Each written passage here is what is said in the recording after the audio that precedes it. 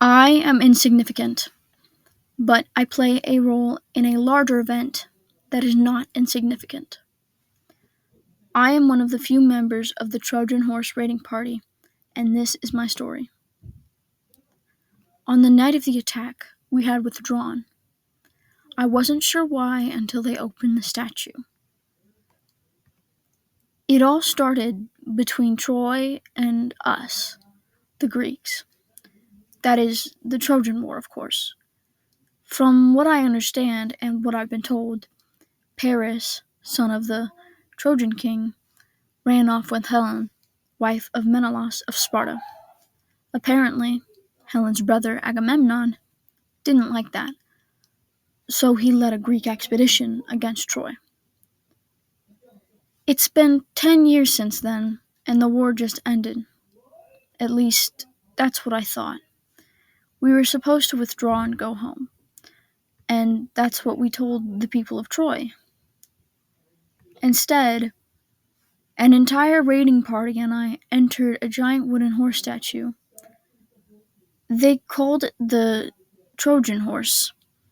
The plan was to tell Troy that the horse was an offering to the goddess Athena, and then once they brought the horse inside the city's walls, we'd attack. And that is exactly what we did. We jumped out of the horse and began to destroy the city. It was a complete success, too. We slaughtered their men and took their women, leaving the city in shambles. That's all I know from the night of the attack. But there's been a lot of talk since about who created the horse.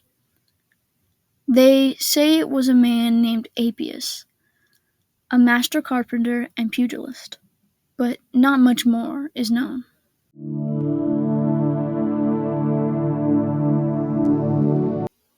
Now that an understanding of the Trojan horse story has been established, it's important to reflect on why the story is so known and significant.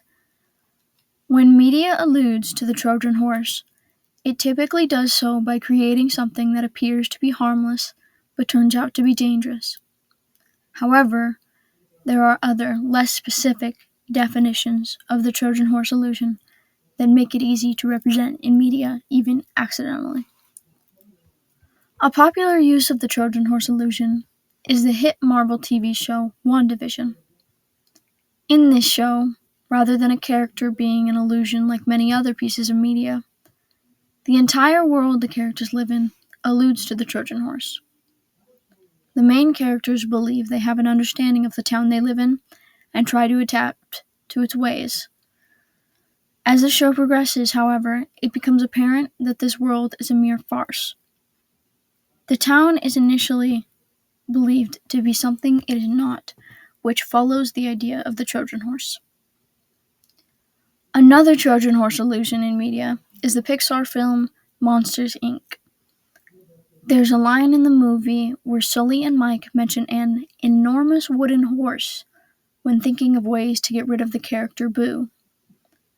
Though this is less subtle and not so much implied as the illusion from WandaVision, it doesn't specifically name the Trojan horse.